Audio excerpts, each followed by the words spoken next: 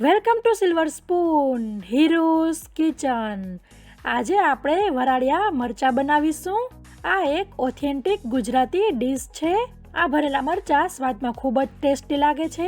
તો ચાલો આજે આપણે ઓથેન્ટિક રીત જાણી લઈએ. તો મિત્રો, તમે મારી ચેનલ ઉપર નવા હોય અથવા તો હજી સુધી મારી ચેનલ સબસ્ક્રાઇબ ન કરી હોય તો સબસ્ક્રાઇબ કરો અને બાજુમાં આપેલા બેલ આઇકન ઉપર ક્લિક કરો, જેથી હું જ્યારે રેસીપીના વિડીયોઝ અપલોડ કરું ત્યારે તમને નોટિફિકેશન મળે. અને સબસ્ક્રાઇબ કરવું તે બિલકુલ ફ્રી છે. સૌપ્રથમ આપણે એક કડાઈમાં 2 ટેબલસ્પૂન જેટલું તેલ લેવું. તેલ ગરમ થાય એટલે તેમાં 1 કપ એટલે કે 100 ગ્રામ જેટલો ચણાનો લોટ લેવો.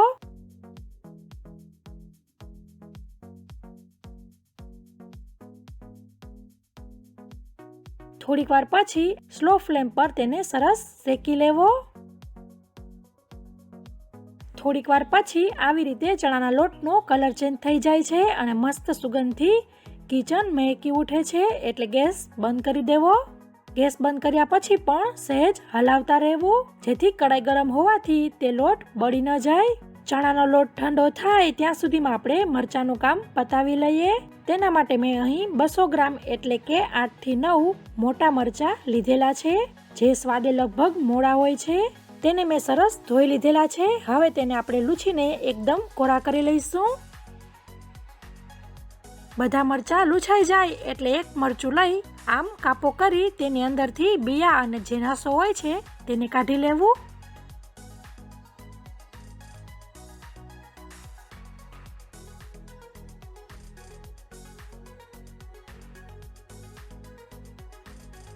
આમ મેં બધા મરચાંના બિયા અને નસો કાઢી લીધી છે.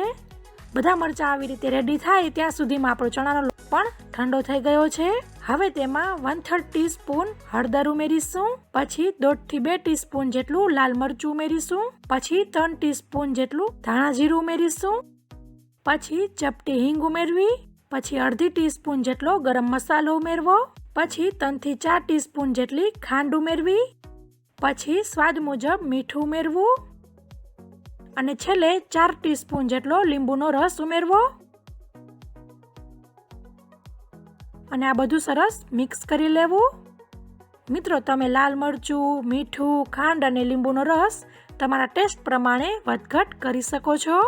બધા મસાલા અને ચણાનો લોટ મિક્સ થઈ જાય એટલે તેમાં 2 ટેબલસ્પૂન તેલ ઉમેરવું અને તેને સરસ મિક્સ કરી લેવું. થોડુંક મિક્સ થાય એટલે તેને આપણે હાથ વડે મિક્સ કરી લઈશું, જેથી બધું સરસ એકરસ મિક્સ થઈ જાય.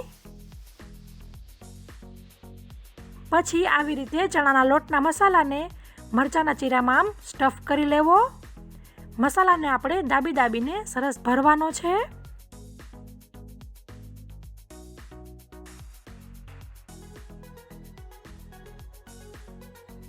આમ બધા મરચાં મસ્ત ભરાઈ ગયા છે. પછી એક કડાઈમાં 2.5 ટેબલસ્પૂન જેટલું તેલ લેવું. તેલ ગરમ થાય એટલે તેમાં 1 ટીસ્પૂન જેટલી રાઈ ઉમેરવી. રાઈ ફૂટે એટલે તેમાં 1 ટીસ્પૂન જેટલું જીરું ઉમેરવું. પછી તેમાં ચપટી હિંગ ઉમેરવી અને પછી જે આપણે ભરેલા મરચાં હતા તેને ઉમેરી દેવા. અને પછી આવી રીતે આમ હલાવી લેવું.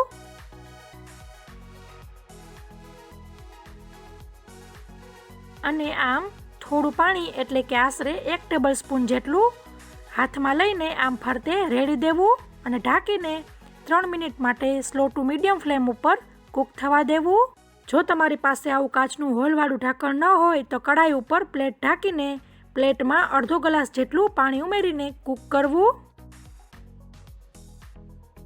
અને આમ 3 મિનિટ પછી આવી રીતે આમ હલાવી લેવું. પછી અડધી ટેબલસ્પૂન જેટલું પાણી ઉમેરીને 2 મિનિટ જેટલું સ્લો ફ્લેમ પર કૂક કરવું. મિત્રો, આ મરચાંને ગુજરાતી લોકો સાઇડ ડીશ તરીકે સર્વ કરે છે, એટલે કે આપણે સંભારો, અથાણા, ગોળ વગેરે જેમ જમતા હોઈએ તેવી રીતે આ લોકો ખાય છે. છેલ્લે ચોથી વખત 1 ટેબલસ્પૂન જેટલું પાણી ઉમેરી તેમાં જે આપણે સ્ટફ કરતા વધેલો મસાલો હતો તેને પણ ઉમેરી દઈશું અને હલાવ્યા વગર તેને 1 મિનિટ જેટલું સ્લો ફ્લેમ પર કૂક કરવું. હવે તમે જોઈ શકો છો મરચાં પણ સરસ કૂક થઈ ગયા છે. પછી તેને હળવા હાથે હલાવી લેવા અને ગેસને બંધ કરી દેવો. તો તૈયાર છે એવા સ્વાદિષ્ટ વરાળિયા મરચા અથવા તો ભરેલા મરચા. તો મિત્રો, તમને મારી રેસીપી પસંદ આવી હોય તો લાઈક કરો અને તમારા ફ્રેન્ડ ઓર ફેમિલી સર્કલમાં શેર કરો, જેથી તે લોકો પણ આ ઓથેન્ટિક રેસીપી વરાળિયા મરચા ઘરે બનાવી શકે અને તેનો લાભ લઈ શકે. Thank you. આવજો.